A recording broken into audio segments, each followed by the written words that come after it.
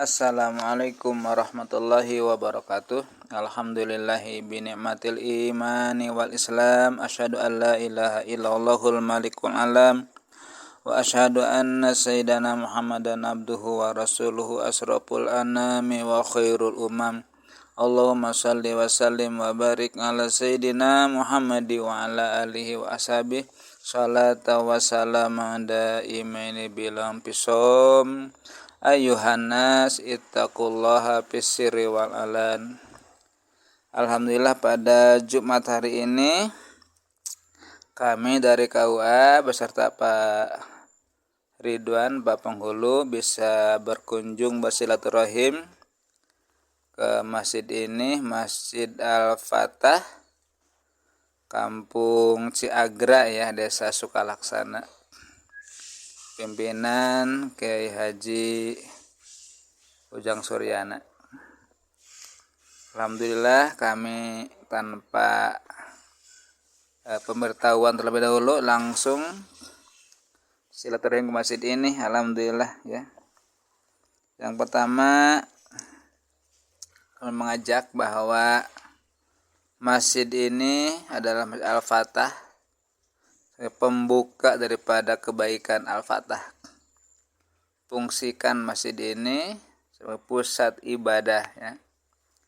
Jadi semua keibadahan harus dipusatkan bermuara ke masjid. Terutama sholat yang 5 waktu itu di masjid. Jangan sampai sholat di fardu di rumah, usahakan di masjid karena pusat ibadat. Karena yang namanya ibadah fardu seperti saum sholat Jumat, sholat fardu, kemudian saum Ramadan, zakat yang wajib itu, jadi harus diperlihatkan ke umat.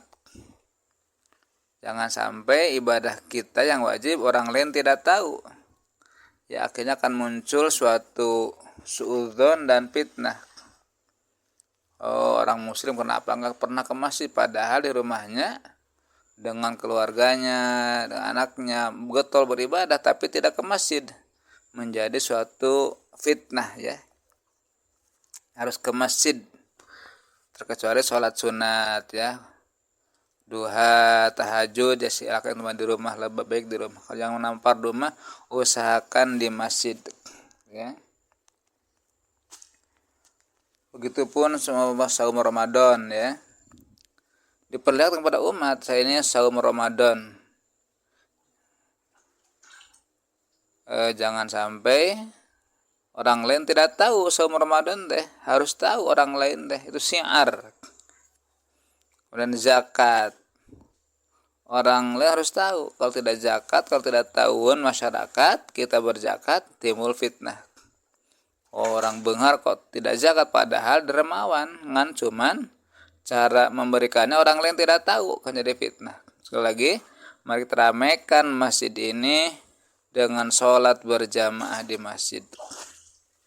Ya, namanya pusat ibadah. Yang kedua, jadikan masjid ini sebagai pusat pemersatu umat ya. Jangan sampai menjadi alat pemecah umat masjid teh. Tapi bersatulah umat di wadahan di masjid. Kayak masjid mah tidak mengenal status sosial di masjid mah ya. Semuanya berhak mengambil saf yang paling afdol di belakang imam.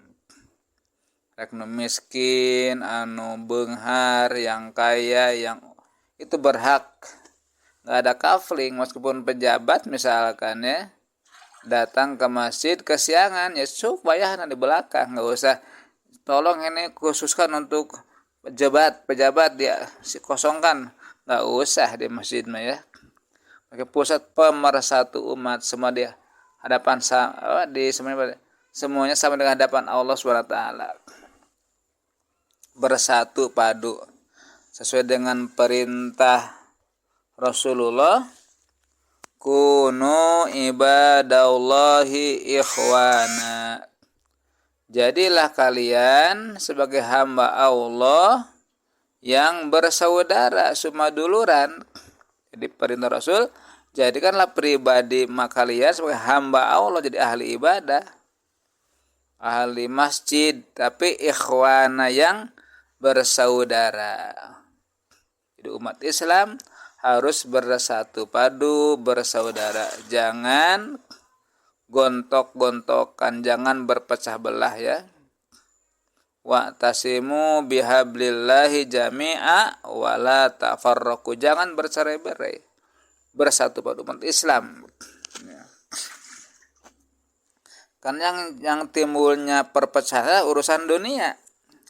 Urusan pribadi kita yang kurang bening hati kita. Timbul perpecahan sekarang kita, Masya Allah ya. Dalam YouTube kita sering melihat, Masya Allah, ini perpecahan ulama gara-gara ada seseorang yang membatalkan nasab Ba'lawi. Padahal silakan, dia punya anggapan, punya karangan, tidak percaya kepada dzurriyyah Ba'lawi. Boleh, jangan memaksakan diri. Jangan seperti itu ya. Silakan Anda tidak percaya, tidak urusan aranjen gitu. Ulah dipaksakan. Karena yang munculnya keegoan adalah susah untuk sadarnya sesuai dengan apa itu mutiara kata dari seorang ulama besar, Sufyan Ats-Tsauri radhiyallahu anhu. Huwa adalah Syekhul Imam Malik. Imam Sufyan Ats-Tsauri adalah gurunya Imam Malik. Masya Allah. Kata beliau, kullu maksiatin nasyatin an syahwatin istiyaqin nafsi ila syai'in fa innahu yurja ghufranuha. Setiap maksiat yang muncul dorongan dari syahwat, tuh ya, istiyaqin nafsi, sangat terpincut oleh nafsu ila syai'in, bersuatu perkara, fa innahu yurja ghufranuha. Itulah insya Allah akan diharapkan mudah untuk diampuninya, bahkan akan mudah untuk sadarnya kalau perbuatan dosa muncul dari dorongan syahwat, gitu ya. Sebaliknya, kullu maksiatin nasya'at an kibrin ay da'wal padli fa innahu la yurja ghufranuha. Seorang maksiat yang muncul karena dorongan kibri, sombong, bedegong, takabur, angkuh ya. Dakwal fadli, mengaku dia seorang yang unggul, yang lain mah lemah, gitu ya. Itu mah fa innahu la yurja ghufranuha. Tidak diharapkan untuk diampuni dan tidak diharapkan untuk segera tobat. Susah tobat nak. Lamun maksiat dorongan takabur, gumede, angkuh. Akulah yang paling benar, akulah yang paling soleh, akulah yang paling alim, akulah yang paling beunghar, akulah yang paling angkuh ya. Itu malah yurja ghufranuha. Kenapa? Li'anna masyata iblis kan asluha minal kibri. Itu sesungguhnya maksiatnya si iblis yang tidak mau tunduk patuh hormat kepada Adam adalah kan asluha minal kibri. Asal pokoknya maksudnya muncul dari kibri.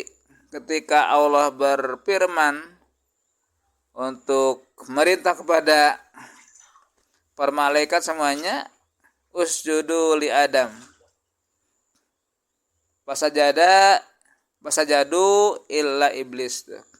Ketika ada malaikat dan yang lainnya untuk sujud dan patuh taat hormat kepada Adam, Fasajadu, mereka taat laksana perintah Allah untuk sujud, dan bukan sujud ya, itu hormat kepada Adam, illa iblis, kecuali iblis tuh. Kenapa? Aba wastakbaro, iblis mah menolak dan takabur. Yaz'amu annahu khairun min sayyidi Adam tuh. Dia punya anggapan bahwa dia lebih baik dari Adam. Kan Allah menciptakan aku dari api, sedangkan Adam diciptakan dari tanah. Jadi takabur, iblis tidak mau tunduk. Itu artinya adalah maksiat karena dorongan takabur, susah untuk sadarna, susah untuk elingna, gitu ya. Oleh karenanya, jadikanlah umat Islam hindari takabur, hindari ujub, sehingga akan bersatu padu. Gitu, masya Allah ya.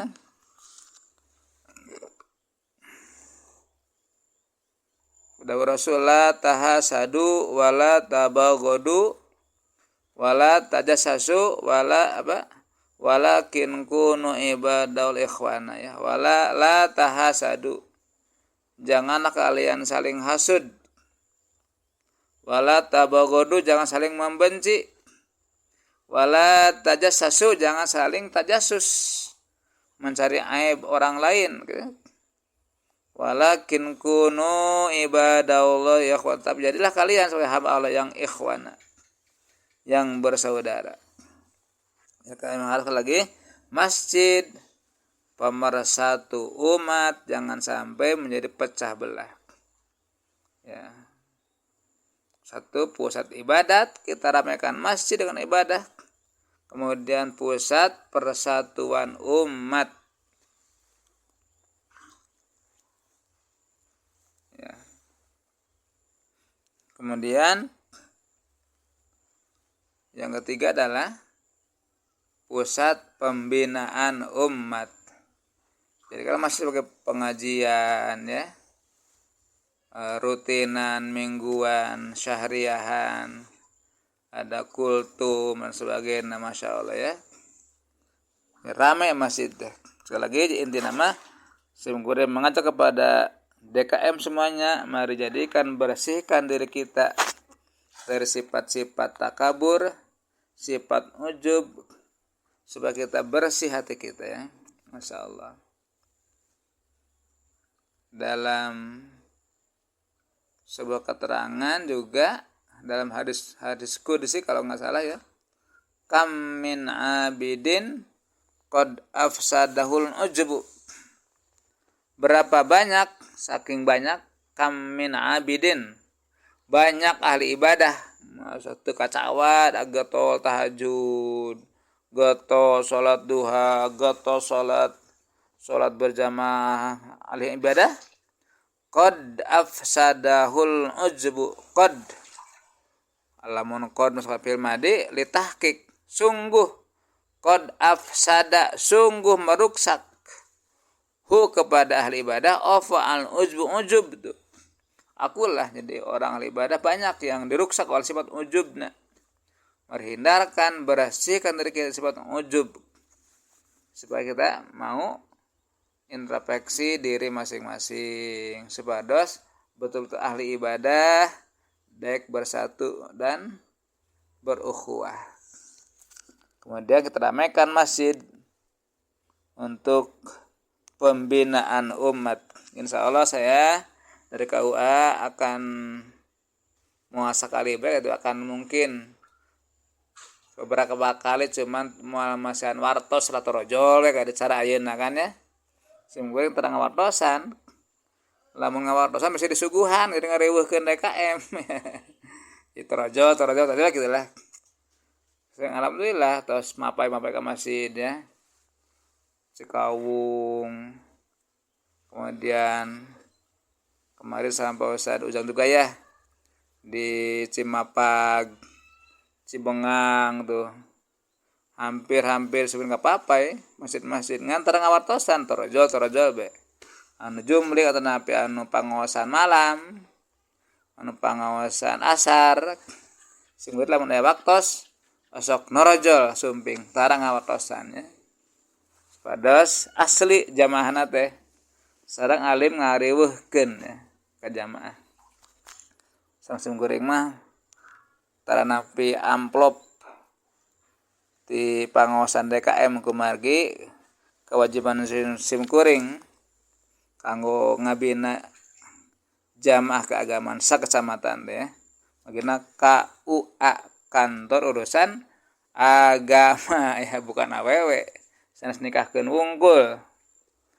KUA kantor urusan awewe dan nikahkeun wungkul sana kantor urusan agama, artinya keagamaan simkuring terlibat majelis taklimnya, masjidnya, diniyahnya, kemudian wakaf dan sebagainya. Insyaallah simkuring terlibat koordinator keagamaan sakecamatan.